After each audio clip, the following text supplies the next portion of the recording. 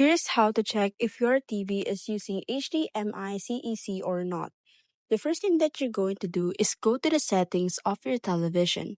Afterwards, once you're already on the settings, navigate yourself to the channels and inputs.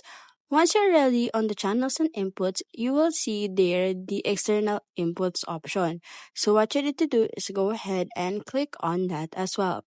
After clicking on that, you will be redirected on the page where you will see there an option, the external devices control, which is the CEC. So if you see CEC on the television that you have, it means that you are using or your television is using CEC. So as you can see, you can turn it on and turn it off whatever you want, because under the external devices, there are different ARC as well as HDMI control on your end.